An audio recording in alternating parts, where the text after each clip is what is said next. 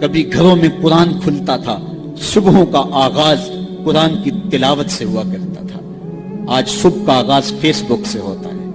کبھی گھروں سے قرآن پڑھنے کی آواز آیا کرتی تھی، آج پاپ میوزک کی صدائیں سننے کو ملتی۔ پھر یہی وجہ ہوئی نا کہ آج ہر بندہ کہتا ہے میرے اوپر کسی نے ٹونا کر دیا ہے، کسی نے جادو کر دیا ہے، بدروحوں کا سایہ ہے، ہمارے گھر کے اوپر کسی نے جو ہے وہ کچھ کر دیا ہوا ہے۔ میں کہتا ہوں کہ تمہارے گھر میں قرآن جو نہیں ہے پھر بدروحوں کا ہی سایہ ہونا ہے۔ اگر قرآن کی تلاوت ہوتی اللہ کی رحمت کے فرشتے اترتے، اللہ کی رحمت کا سایہ ہوتا تمہارے گھروں کے اندر، اللہ کی رحمتوں اور اس کے انوار کی بارش ہوتی تمہارے گھروں کے اندر، اور پھر کیا ہوتا ہے؟ بھاگتے عاملوں کے پاس، اور عامل تو کہے گا کہ تجھے کچھ نہیں ہے، کتاب اللہ سے دوری کا نتیجہ ہے، بد عملی کا نتیجہ ہے، دین سے اعراض کا نتیجہ ہے، تو پھر اس کا تو کاروبار وہیں ختم ہو گیا۔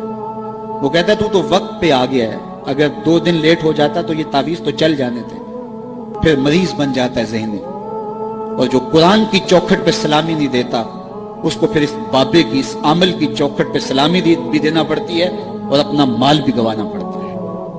اور روز آئے دن اخباروں کے اندر ایسے جعلی عملوں کی کہانیاں چھپتی ہیں، اور سوشل میڈیا کے اوپر بھی آپ دیکھتے ہیں کہ یہ کیسے کیسے بد نصیب لوگ ہوتے ہیں اور کیسی کیسی کارروائیاں بھی کرتے ہیں۔ قرآن سے دوری کا نتیجہ ہوا کہ ان کی چوکھٹ پہ رسوا ہونا پڑا۔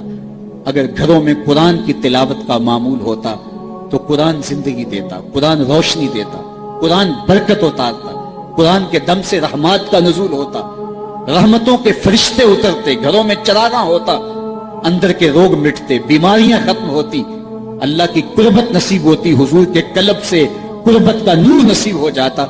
اس کتاب سے دوری کا نتیجہ ہوا کہ آج ہم رسوا ہو گئے۔ تو جس نے قرآن سے رخ پھیرا، جس نے قرآن سے منہ پھیرا، وہ رسوا ہو جائے گا۔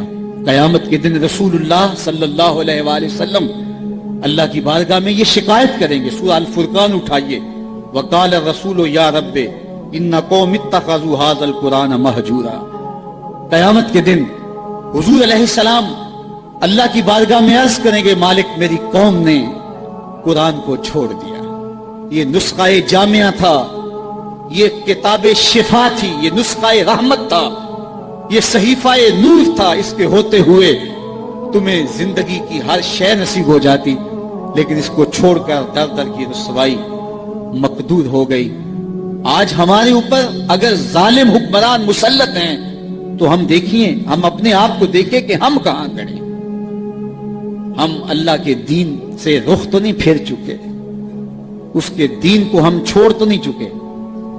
جس نے قرآن سے اعراض کیا پھر اس کی معیشت تنگ کر دی جائے گی، اس کی زندگی تلخیوں سے بھر دی جائے گی، سب کچھ ہونے کے باوجود زندگی میں سکھ نہیں ہوگا، سامان راحت تو ہوگا، راحت نہیں ہوگی، دولت تو ہوگی لیکن دولت سے حاصل ہونے والا سکون اور نفع اسے نہیں پہنچ پائے گا، ہر وقت تلخی کی زندگی بسر کرے گا جس نے قرآن سے رخ پھیر لیا۔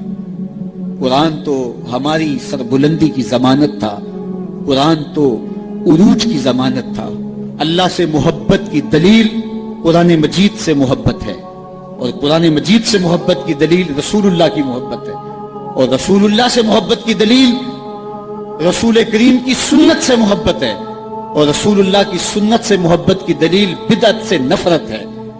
اگر ہم قرآن سے پیار کریں تو ہمیں اللہ کی محبتیں نصیب ہوں گی۔ تو آئیے کتاب اللہ کے ساتھ جڑ کے ہم اپنی زندگی کے اندر روشنیاں کریں۔ Share chat